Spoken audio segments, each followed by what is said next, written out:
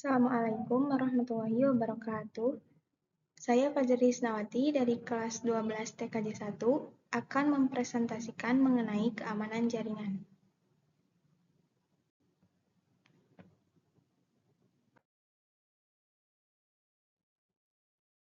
Apa itu keamanan jaringan?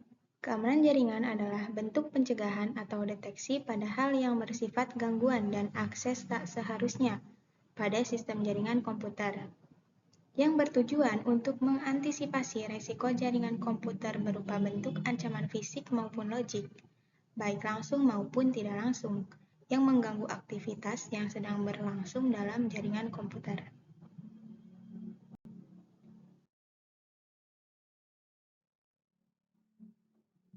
Adapun segi-segi keamanannya ada 5, yaitu 1. Confidentiality. Mensyaratkan bahasa informasi atau data hanya bisa diakses oleh pihak yang memiliki wewenang. Availability yaitu mensyaratkan bahasa informasi tersedia untuk pihak yang memiliki wewenang. Integrity mensyaratkan bahasa informasi hanya dapat diubah oleh pihak yang memiliki wewenang. Authentication mensyaratkan bahasa pengirim suatu informasi dapat diidentifikasi dengan benar dan ada jaminan bahasa identitas yang didapat tidak palsu. Yang terakhir ada non-repudiation, mensyaratkan bahasa baik pengirim maupun penerima informasi tidak dapat menyangkal pengiriman dan penerimaan pesan. Ancaman atau serangan yang bisa terjadi dari keamanan jaringan yaitu ada serangan fisik yang dapat menyebabkan kerugian, di antaranya terjadi gangguan pada kabel, kerusakan pada hard disk, konsleting, data tak tersalur dengan baik, koneksi tak terdeteksi, dan akses bukan pengguna. Sedangkan untuk serangan logik, di antaranya ada SQL injection, adalah hacking pada sistem komputer dengan mendapat akses basis data pada sistem. Denial of service yaitu serangan pada sistem dengan menghabiskan resource pada sistem. Traffic flooding yaitu serangan pada keamanan jaringan dengan membanjiri traffic atau lalu lintas jaringan. Request flooding adalah serangan dengan membanjiri banyak request pada sistem yang dilayani host sehingga request banyak dari pengguna yang tak terdaftar dilayani oleh layanan tersebut. Device adalah serangan pada perubahan tampilan, dan yang terakhir adalah packet sniffer, adalah serangan yang menangkap paket yang lewat dalam sebuah jaringan.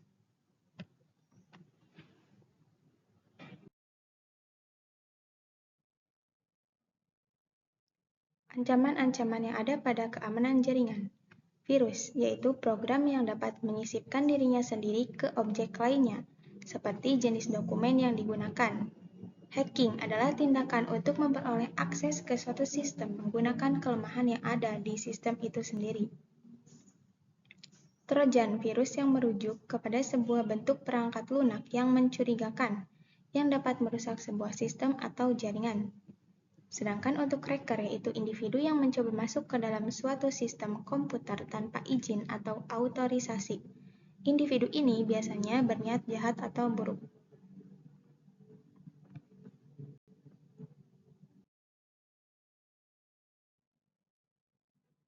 Cara pengamanan jaringan. Kita dapat mengamankan jaringan dengan berbagai cara, yaitu di antaranya mengatur akses atau akses kontrol. Implementasi dari ini adalah menggunakan password. Yang kedua adalah menutup servis yang tidak digunakan. Pemantauan adanya serangan, memasang proteksi seperti firewall, dan backup secara rutin.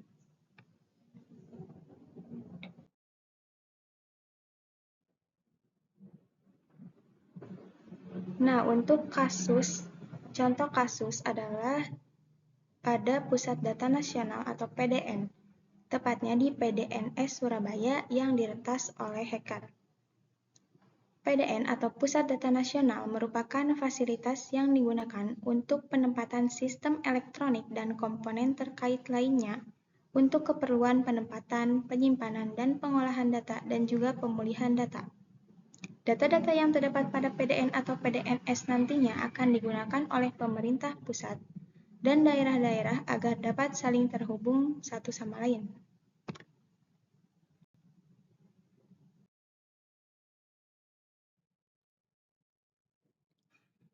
Kronologi dari kejadian ini yaitu pada tanggal 17 Juni 2024, adanya usaha untuk menonaktifkan fitur keamanan Windows Defender di PDNS Surabaya. Lalu pada tanggal 20 Juni 2024, pemasangan file berbahaya, penghapusan file sistem penting, dan penonaktifan layanan yang sedang berjalan. File yang berkaitan dengan penyimpanan tiba-tiba hilang dan tertutup. Dalam waktu 1 menit, Windows Defender mengalami crash dan tidak dapat dioperasikan. Lalu pada tanggal yang sama, BSSN atau Badan Cyber dan Sandi Negara menemukan bahwa seluruh layanan di fasilitas tersebut tidak dapat diakses. Setelah melakukan forensik digital selama beberapa hari, tim BSSN menemukan bahwa Brain Cyber yang bertanggung jawab atas insiden tersebut.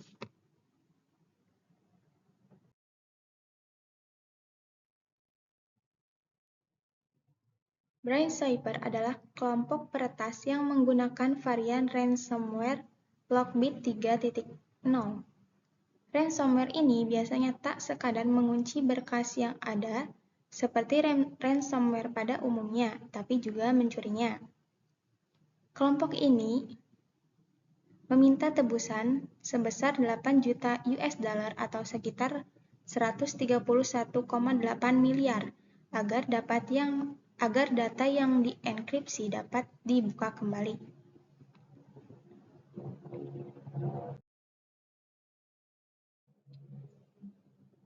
Mengenai ransomware Lockbit 3.0. Sebelumnya, Lockbit merupakan perusahaan yang menjalankan model bisnis ransomware as a service yang berbasis di Rusia. Lockbit adalah salah satu perusahaan kriminal cyber yang unik karena mereka tidak menyerang Rusia. Hal ini menimbulkan spekulasi bahwa Dinas Keamanan Rusia mungkin memiliki keterlibatan dalam eksistensi Lockbit. Ransomware adalah jenis malware berbahaya yang digunakan peretas untuk mengunci akses ke data korban dan meminta uang untuk tebusan pemulihannya. Lockbit 3.0 adalah versi lanjutan dari ransomware Lockbit yang terkenal dengan teknik enkripsi canggih dan serangan yang ditargetkan. Ransomware ini dirancang untuk menyusup ke sistem komputer dan mengenkripsi berbagai file berharga, membuat file tersebut tidak bisa diakses kecuali korban membayar uang tebusan yang diminta oleh peretas. Cara ransomware menyerang melalui phishing. Phishing adalah serangan seringkali dimulai melalui email atau pesan yang terlihat sah. Korban diminta mengklik tautan atau membuka lampiran yang sebenarnya berisi malware. Yang kedua ada eksploitasi celah keamanan. Para penjahat cyber memanfaatkan celah keamanan pada perangkat atau perangkat lunak yang belum diperbarui untuk menyusup dan mengenkripsi data. Yang ketiga adalah menggunakan perangkat lunak tidak resmi.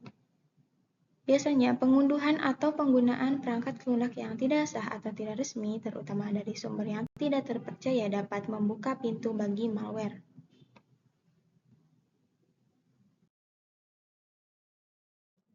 Cara kerja virus ransomware.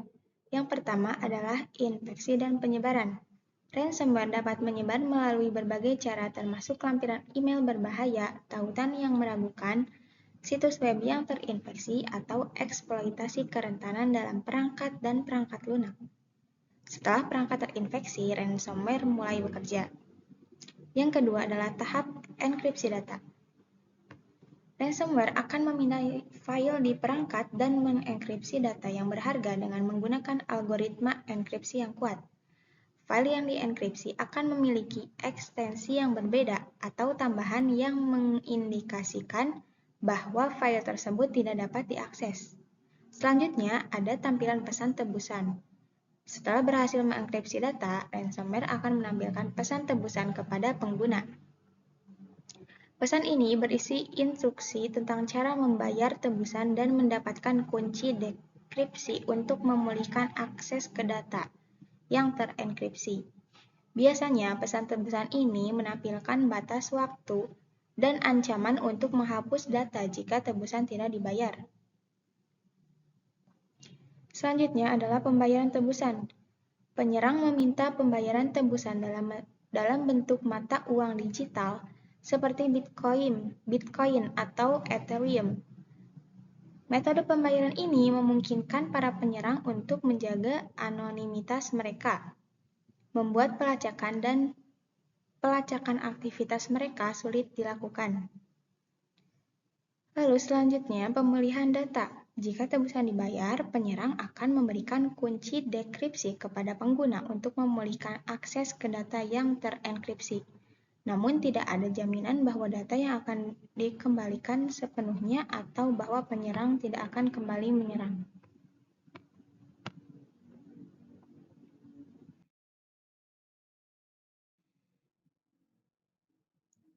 Dampak diretasnya PDNS Surabaya.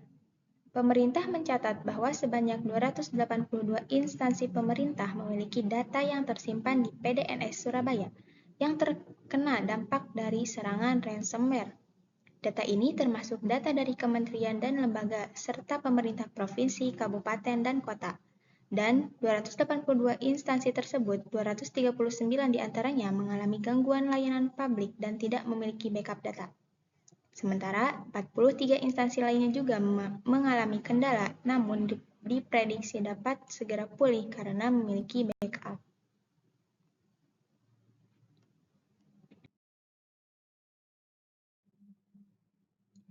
Nah, bagaimana dengan uang yang diminta oleh kelompok Brain Sniper tersebut?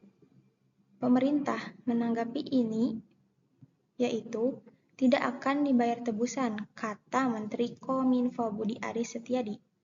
Usai menghadiri sidang Kabinet Paripurna tentang perekonomian di Istana Kepresidenan Jakarta pada Senin tanggal 24 Juni.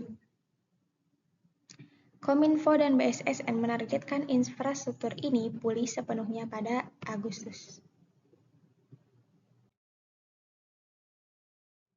Akhirnya pada tanggal 2 Juli, Brain Cyber Ransomware mengumumkan akan memberikan kunci dekripsi peretasan PDNS Surabaya secara gratis kepada pemerintah Indonesia. Brain Cyber menegaskan bahwa serangan mereka tidak membawa konteks politik, namun hanya penetration testing pasca bayar. Warga negara Indonesia, kami memohon maaf karena hal ini berdampak pada semua orang, katanya. Brain Cyber Ransomware pun resmi memberikan kunci deskripsi untuk membuka akses sistem PDNS Surabaya kepada pihak kedua dari sisi pemerintah Indonesia pada Rabu malam tanggal 3 Juli. Mereka tidak menyebutkan siapa pihak kedua, namun tertera logo Kominfo. Brain Cyber Ransomware menjelaskan alasan mereka menyerang PDNS Surabaya, yakni karena ini merupakan infrastruktur berteknologi tinggi dan memerlukan investasi besar.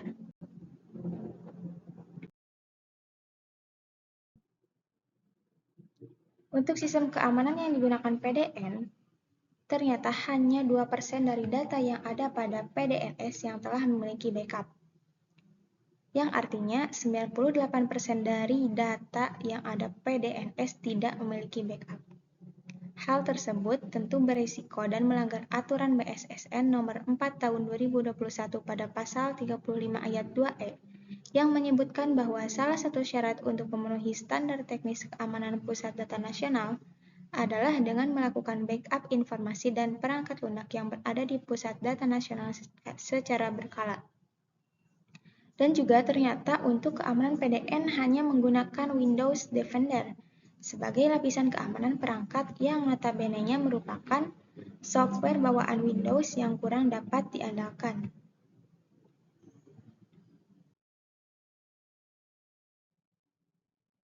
Nah, solusi yang dapat dilakukan dari kasus tersebut yaitu semua data harus dicadangkan secara teratur dan disimpan di lokasi terpisah untuk meminimalkan kehilangan data. Cadangan data tersebut harus dienkripsi dan diuji secara rutin untuk memastikan pemulihannya berfungsi segera setelah dibutuhkan. Gunakan perangkat keamanan jaringan yang lebih kuat, misalnya menggunakan firewall generasi baru. Data yang disimpan atau dikirim harus dienkripsi. Data yang dienkripsi tidak bisa dibaca oleh peretas meskipun mereka berhasil mencurinya.